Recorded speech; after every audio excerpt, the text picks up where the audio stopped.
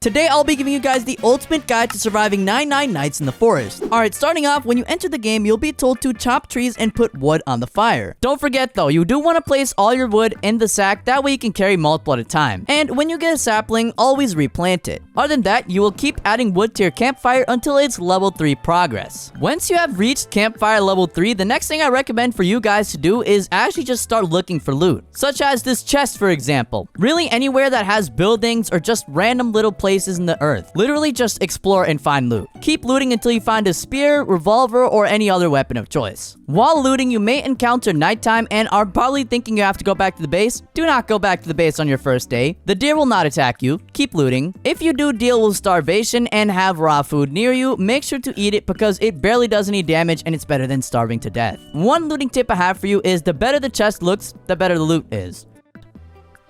Once you have found a revolver, I want you to make your way back to the campfire. You're going to place down any fuel you got in the campfire and any nuts and bolts and wood or whatever inside of here for crafting later. On your second day, the pelt trader will arrive. He is one of the most important characters. He's going to be asking for a bunny foot. To get one, you must attack the bunnies, which we are going to do now. Eventually, if you are lucky enough, it will drop you a bunny foot, which you can now use to talk to the pelt trader. Once you place the bunny foot on the pelt trader, he will give you 3 options. Do not click the old flashlight. You can find these around the map super easily. Pick a good axe or a good sack. I recommend you pick the good sack first, but since I already have one, I will select the good axe. And now this is where the revolver or weapon of choice comes into play. You will go to the missing kids location board and you will click on this dino kid. There is going to be an arrow in telling you where he is, and essentially what you're going to do is just find your way there. It might take you a few attempts, but you're going to have to find this little mountain cinder block looking thing, and when you're there, you're going to see a bunch of wolves. Only attack the ones that have the red collar around them because that represents the ones that drop the red key. Essentially, you're just going to use your revolver to kill every single one of them.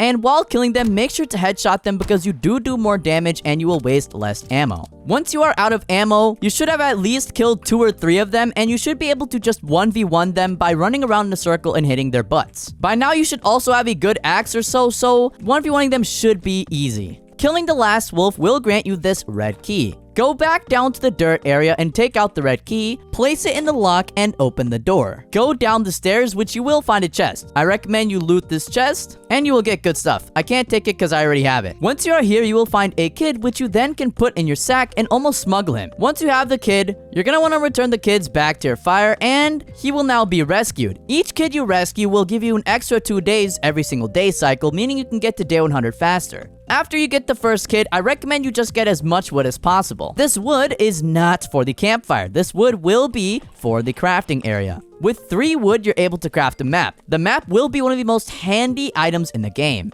And by clicking M or on mobile here, you will reveal this map. The gray area is unexplored area. If you're going looting, you're going to want to go in the gray area because that's where you haven't looted yet. If you have any teammates, they can gather wood for you, but if you're solo, I recommend you just go out looting because going out looting will get you the most fuel and the most loot as fast as possible. When looting, I recommend you go as far out as possible. Beware though because there will be a lot of dangerous encounters the further you go. Make sure to take fuel, make sure to take nuts, and make sure to always check these huts because there's always loot in them. Once you have gotten your items, return to the campfire and place down everything. Take all the fuel and place them in your campfire. Then grab all the metal stuff and all the logs and put them inside your crafting table. If you don't have enough wood, I recommend you get more wood. And a quick little tip, you can actually double harvest wood. By this time, you may or may not have gotten to your 3rd day and there will be something evil approaching your night. These bad boys are known as the cultists. Now, they aren't just a sneaky little pest. They're actually very important. Obviously, you're gonna want to kill all of them. And once you've killed all of them, they will drop you a cultist gem. Now, this cultist gem is very important for later game builds, such as upgrading your crafting bench and unlocking new stuff. Now that they're gone, you should craft yourself an old bed. Do not forget to place it down, because if you do, you won't get the benefits. A bed essentially just increases your day by an extra 1 every single day, getting you to 99 nights even faster. Once you have crafted the bed, if you have enough, the next thing I recommend you craft is the sundial. By placing this down, you can see how much time is left in the day and in the night, making it so so much easier to go out and loot and get back in time before the deer attacks you. On the topic of getting out, since our campfire is level 4, it is actually far enough to go for the Kraken Kid. Now, the Kraken Kid is a lot farther down, and it actually is going to be more of a challenge because the Kraken Kid actually has 5 alpha wolves you have to fight. So you're going to want to be geared up for this one. So I recommend doing a little bit of looting before you go ahead and fight him.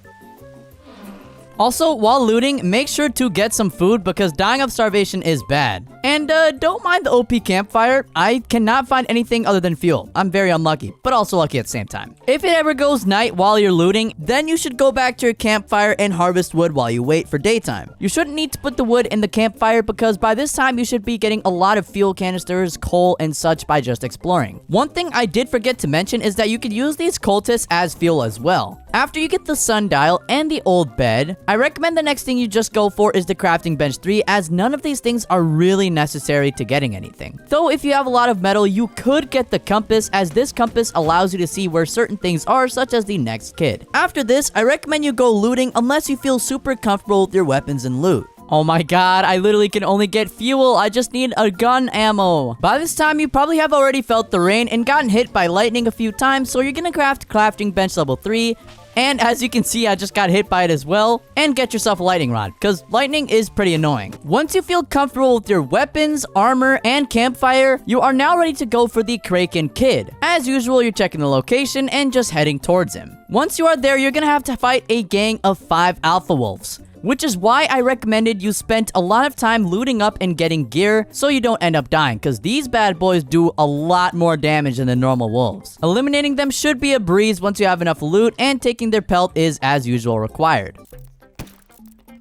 Once you have eliminated them, as usual, they will drop the key, you're gonna go inside, and you will rescue the poor boy from his torture, and loot a chest. Reload your weapons, pull out your flashlight if it's nighttime, and get to your base immediately. Once you are back at your base, place down the kid immediately, get any fuel you got in here, and your days will now increase by 4. Before going for the squid kid, I recommend you get a rifle because fighting the squid kids, you will need to fight bears. A revolver is not enough for bears. I repeat, a revolver is not enough for bears. So get yourself a rifle and preferably some armor. And if you don't have that by now, you should probably save up for the good bed, crockpot, and biofuel processor. Now, in my current situation, the biofuel processor is essentially useless because I really have a very overpowered campfire. So, I'm gonna go ahead and get the crockpot because as you can see throughout the entire video, my food has been struggling the entire time. Though the situation can be different depending on who you are, who you play with, and what luck you get. Make sure to select the correct one for your current situation. But obviously the good bed comes first because it gives you extra days, and who doesn't want to get 99 days faster? Alright, I got the crock pot, and I'm gonna place it down right here. And with the extra help you get from this, you should be able to be looting longer without any fear of losing your campfire or dying to hunger. Now, if you're in my situation and you have a crock pot, I actually have a few tips for you guys. One is to never eat any other food that doesn't come out of a crock pot. And 2 is to only use uncooked food in the crock pot because the crock pot cooks it itself. Do not waste your time cooking food and putting it in there. Now, I don't actually have a biofuel processor right now, but if you have one, you should place it in front of the campfire where the butt of it is facing the fire. That way, when you put in the fuel, it automatically dumps into the fire.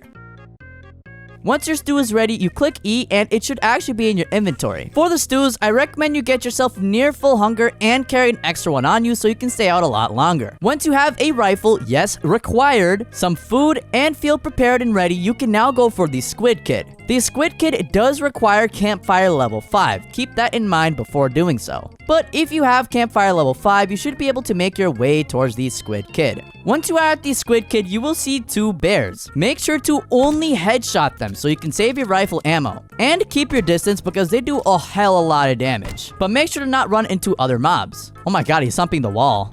Now, these big boys do drop a lot of food for you, so keep that in mind. But my only goal is surviving, so I'm gonna take this yellow key, go down the stairways, open the door, and loot the super overpowered chest. Oh, and it drops me a rifle. Now we take the kid. Once you have collected the kid and feel safe to do so, I recommend you grab your flashlight and head back to your campfire. Do not have your flashlight on at all times because it will burn out. Only have it on when the stupid idiotic deer is chasing you. Now, you do want to make sure you get back to your base before nighttime ends so you can quickly get that bonus. And there we go, I got him down and we should be able to get extra days.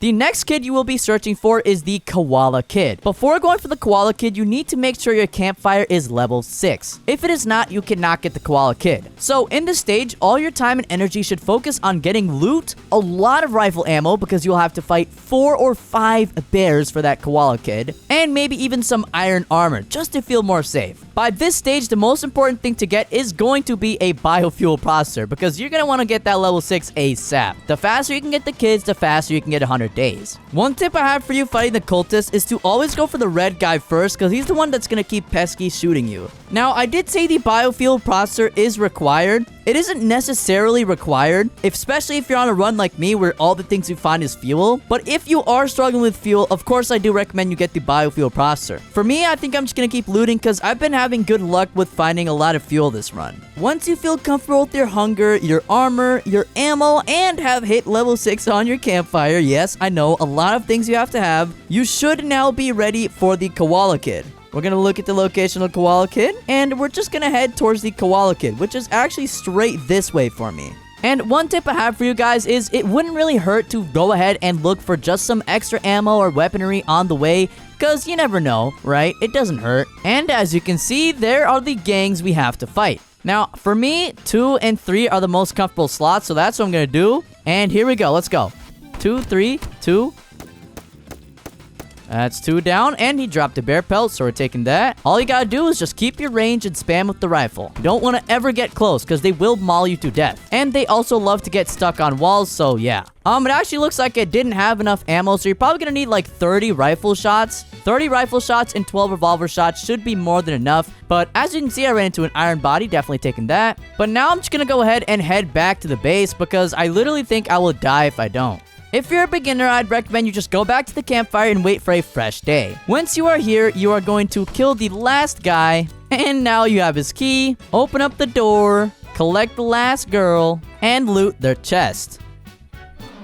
And get back home. But now that you have all 4 kids, your journey isn't over yet. Sure, you can AFK, make sure to not starve to death, and make sure your fuel's there, but that's not gonna get you to day 500. Sure, it might get you to day 100, but it's also slower, because if you don't already know, we actually still have 1 bed left to get, and beds get us days faster, and we need to get that. There's also oil drills and other methods you can use to get more fuel. Now, I will say one thing though. If your only goal is to get day 100, all you need is the bed and you can just chill in AFK. And there we go, day 100.